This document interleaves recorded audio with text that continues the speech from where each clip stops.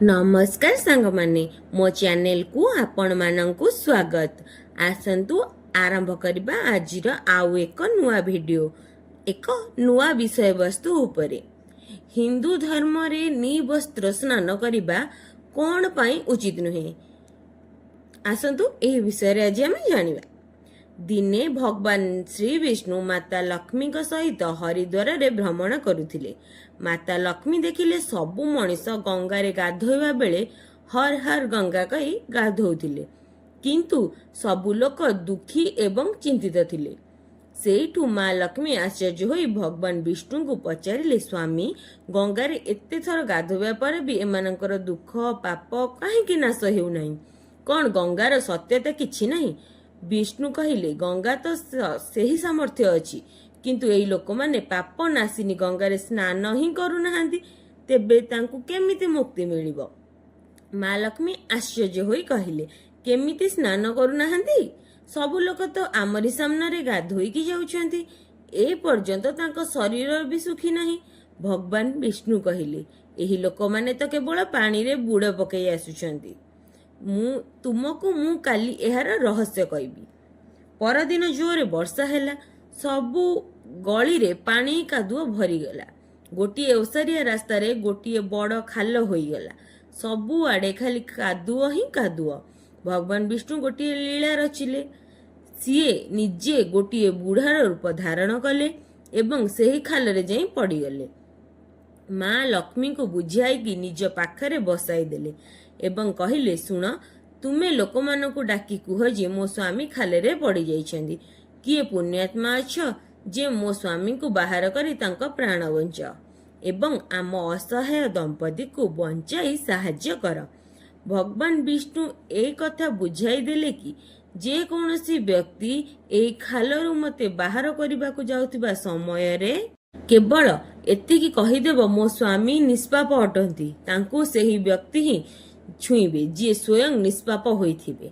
जदि आपण निष्पाप अछंती तेबे तांको हाथ लगांतु, नहेले आपणक हाथ लगाइबा मात्रे स्वयं भस्म होइजिबे। सेठू माता लक्ष्मी से खाल पाखरे बसिले। लोक माने सुनाइला भली भगवान विष्णु जहा कहिथिले सेही परी कहिले। गंगारे गाधोई सारी लोक माने दल दल होई आसुथिले। एही सुंदर युवती को एकुटिया देखी किछि लोकक मनरे पाप आसिला एवं किछि लोकक मनरे धर्मर भय रहिला एवं किछि लोक आईन को डरिले एवं आउ किछि लोक माँ लक्ष्मी को एई कथा कहिकी गले, मरिबा को दियो एही बुढ़ा को, काहेकि ना सेठी बसी कांदुच, काहेकि सेठी बसी कांदुच, मरिबा को दे से बुढ़ा को। आउ किछि दयालु एवं चरित्रवान पुरुष युवतीर स्वामी को बाहर को आनिया पई चाहिए, किंतु लक्ष्मीकर कथा सुनी सेमाने भी रहीगले। सेमाने भाबिले, आमे गंगारे गाधोई आसिले कौन हेबो, आमे तो पापी, जदि आमे सहायता करुथिबा समय रे भस्म होई जिवु। तांका पाखकु सहायता करिबाकु बहुत लोक आसिले, किंतु केही भी साहस करि पारले नाही। संध्या हैला, तापरे भगवान विष्णु माँ लक्ष्मी को कहले, देखिल केही आसिले सत्य मनरे गंगारे गाधोइबा व्यक्ति। किछि समय पर जणे युवक हाथ गोटे पितल ढाल धरी हर हर गंगे कही आसिला। माँ लक्ष्मी ताकू सेही कथा कहले। सेही युवकर हृदय करुणारे भरीगला। सी भगवान विष्णु को बाहर को काढ़िबा पई बाहरिले। लक्ष्मी तांको अटकाई कहिले, तुमे जदि निष्पाप नुह ताहले मो स्वामी को छुईले तुमे भस्म होई जिवो। सेही व्यक्तिटी विचलित न होई माँ लक्ष्मी को कहले, माता मो निष्पाप हेबारे तुमर संदेह काहेकि हेउची? देखा जाऊ नहीं मु एबे गंगारू गाधोईकी आसीची, एबे तम स्वामी को बाहर करी आणुची। एतिकी कही युवकटी बुढ़ा लोकटी को ऊपर को उठाई आनिला। भगवान विष्णु एवं माँ लक्ष्मी सेही निष्पाप व्यक्ति को निजर प्रकृत रूपरे प्रकट होई तांकु आशीर्वाद कले। भगवान विष्णु माँ लक्ष्मी को कहिले, एते सारा लोकंक भितरे केवल एई जणे लोक ही गंगारे स्नान करिछि। एही दृष्टांतरु जना पड़िला जेउ लोक बिना श्रद्धा बिना विश्वास केवल निजर दंभ पई गंगारे स्नान करे ताकू केबे भी फल प्राप्ति हुए नाही। किंतु एहार माने एया नुहे जे गंगा स्नान व्यर्थ हुए। गंगा स्नानर बहुत पुण्य मध्य रहिछि। तापरे भगवान विष्णु माँ लक्ष्मी को कहिले, मनीष मानकु गाधोइला बेले एही 12टी कथा ध्यान रखिबा उचित। ମା ଲକ୍ଷ୍ମୀ କହିଲେ, ପ୍ରଭୁ ଆପଣ ସେହି 12ଟି କଥା କୁହନ୍ତୁ। ତାପରେ ଭଗବାନ ବିଷ୍ଣୁ କହିଲେ, ଏହି 12ଟି କଥା କହିସାରିବା ପରେ ମୁଁ ତୁମକୁ ଆହୁରି ଗୋଟିଏ କଥା କହିବି। ଯେଉଁ ବ୍ୟକ୍ତି ନିବସ୍ତ୍ର ହୋଇ ଗାଧୋଇଥାଏ, ଏହି କଥା ତାଙ୍କ ପାଇଁ ବହୁତ ଜରୁରୀ ଅଟେ। ହେ ଦେବୀ, ଆପଣ ଏହି କଥାକୁ ଧ୍ୟାନ ଦେଇ ଶୁଣନ୍ତୁ। ତାପରେ ଭଗବାନ ବିଷ୍ଣୁ ତାଙ୍କର କଥା ଆରମ୍ଭ କଲେ। ଭଗବାନ ବିଷ୍ଣୁ କହିଲେ, ଗାଧୋଇବା ଦ୍ୱାରା ଶରୀର ନିରୋଗ ରହିଥାଏ, ମନ ପ୍ରସନ୍ନ ରହିଥାଏ। ଗାଧୋଇବା ସମୟରେ ଏହି କଥା ସବୁ ନିହାତି ଭାବରେ ଧ୍ୟାନ ରଖିବା ଦରକାର। ପ୍ରଥମେ ବା ନମ୍ବର 1ରେ ଗାଧୋଇବା ପରେ ଆମେ ଶୁଦ୍ଧ ହୋଇ ପୂଜା ପାଠ କରୁଛନ୍ତି, ତେବେ ପ୍ରତ୍ୟେକ ଦିନ ସକାଳୁ ଗାଧୋଇବା ଆବଶ୍ୟକ। ଦ୍ୱିତୀୟରେ ଶାସ୍ତ୍ରରେ କୁହାଯାଇଛି, ଗାଧୋଇବା ପରେ ଆମକୁ ଏହି 8ଟି ଗୁଣ ପ୍ରାପ୍ତି ହୋଇଥାଏ: ରୂପ, ତେଜ, ବଳ, ପବିତ୍ରତା, ଆୟୁ, ଆରୋଗ୍ୟ, ସୁବିଚାର ଆଉ ନିରୋଗ। 3 ନମ୍ବର ପଏଣ୍ଟରେ ଧନ, ପୃଷ୍ଟି, ଆରୋଗ୍ୟ ଏବଂ ସ୍ୱାସ୍ଥ୍ୟ ଚାହିଁବା ବ୍ୟକ୍ତିଙ୍କୁ ସବୁଦିନ ଗାଧୋଇବା ଦରକାର। 4ରେ ଶାସ୍ତ୍ରରେ କୁହାଯାଇଛି, ସକାଳୁ ଗାଧୋଇବା ଦ୍ୱାରା ପାପର ନାଶ ହୋଇଥାଏ ଏବଂ ପୁଣ୍ୟ ମିଳିଥାଏ। ଏମିତି ବି କୁହାଯାଇଛି, ସକାଳୁ ଗାଧୋଇବା ଦ୍ୱାରା ନକାରାତ୍ମକ ଶକ୍ତି ପାଖକୁ ଆସେ ନାହିଁ, ସେଥିପାଇଁ ସକାଳୁ ଗାଧୋଇବା ଉଚିତ। 5ରେ କୌଣସି ରୋଗରେ ଆକ୍ରାନ୍ତ ହୋଇଥିଲେ ମୁଣ୍ଡ ତଳକୁ ଗାଧୋଇବା ଦରକାର କିମ୍ବା ଓଦା କପଡ଼ାରେ ଶରୀରକୁ ପୋଛି ନେବା ଦରକାର। 6ରେ ସକାଳୁ ସୂର୍ଯ୍ୟୋଦୟ ପୂର୍ବରୁ ଗାଧୋଇବାକୁ ଶ୍ରେଷ୍ଠ ଗାଧୁଆ କୁହାଯାଏ। ତେଲ ଲଗାଇ ନଦୀରେ ଅଧିକ ସମୟ ଗାଧୋଇବା ମନା।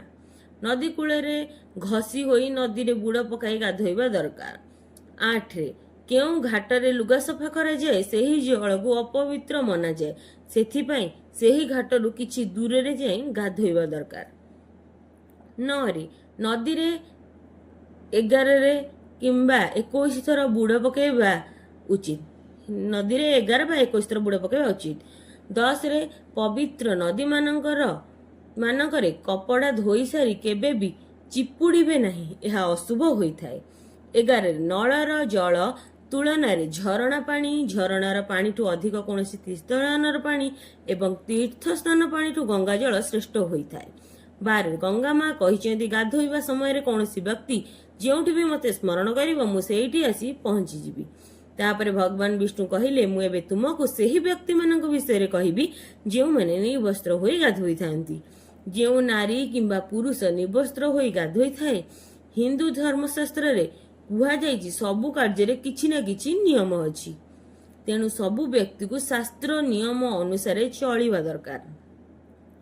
ସେହି ନିୟମ ମଧ୍ୟରୁ ଗୋଟିଏ ହେଉଛି ନିବସ୍ତ୍ର ସ୍ନାନ କରିବା। ଆପଣ ଶୁଣିଥିବେ, ଘରର ବଡ଼ମାନେ କୁହନ୍ତି, କେବେ ବି ବିନା କପଡ଼ାରେ ଗାଧୋଇବା ଉଚିତ ନୁହେଁ।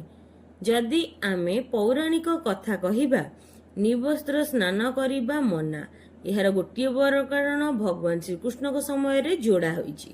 ପୌରାଣିକ କଥା ଅନୁସାରେ ଦିନେ ଗୋପୀମାନେ ସରୋବରରେ ସ୍ନାନ କରୁଥିଲେ ଏବଂ ବିନା ବସ୍ତ୍ରରେ ସ୍ନାନ କରୁଥିଲେ।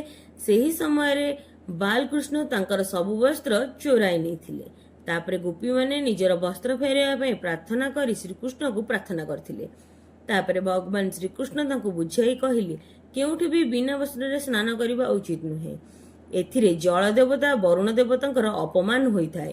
ଏଥିପାଇଁ ଆପଣମାନଙ୍କୁ ନିବସ୍ତ୍ର ହୋଇ ସ୍ନାନ କରିବା ଉଚିତ ନୁହେଁ। ଯଦି ଆପଣ ଗାଧୋଇଲା ବେଳେ ଭାବନ୍ତି ଆପଣଙ୍କୁ ବନ୍ଦ ଘରେ କେହି ଦେଖୁନାହାନ୍ତି, ତେବେ ଏହା ଭୁଲ ଧାରଣା, କାରଣ ଈଶ୍ୱର ଆପଣଙ୍କୁ ସବୁ ଜାଗାରେ ଦେଖୁଛନ୍ତି। ବିନା ବସ୍ତ୍ରରେ ସ୍ନାନ କରିବା ଦ୍ୱାରା ବହୁତ ବଡ଼ ପାପ ହୋଇଥାଏ। ଗରୁଡ଼ ପୁରାଣ ଅନୁସାରେ ଯେବେ ଆପଣ ସ୍ନାନ କରନ୍ତି, ତେବେ ଆପଣଙ୍କ ପିତୃପୁରୁଷ ଆପଣଙ୍କ ଆଖପାଖରେ ରୁହନ୍ତି।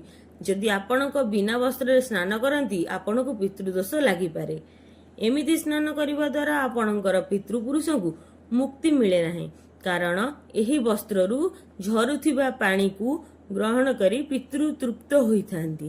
ତେଣୁ ଶାସ୍ତ୍ରରେ କୁହାଯାଇଛି, ନିବସ୍ତ୍ର ହୋଇ ସ୍ନାନ କରନ୍ତୁ ନାହିଁ। ଆଜିର କାହାଣୀକୁ ମୁଁ ଏଇଠାରେ ଶେଷ କରୁଛି। ଯଦି ମୋ ଭିଡ଼ିଓଟି ଭଲ ଲାଗିଥାଏ, ମୋ ଚ୍ୟାନେଲକୁ ଲାଇକ୍ ମୋ ଭିଡ଼ିଓଟିକୁ ଲାଇକ୍ ଆଉ ଚ୍ୟାନେଲକୁ ସବସ୍କ୍ରାଇବ୍ କରିଦେବେ।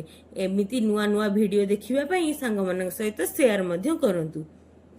ଆଉ ଗୋଟେ ଭିଡ଼ିଓରେ ମୁଁ ଆଉ ଗୋଟେ ନୂଆ କଥା ନେଇକି ନିଶ୍ଚିନ୍ତ ରୂପରେ ଆସିବି।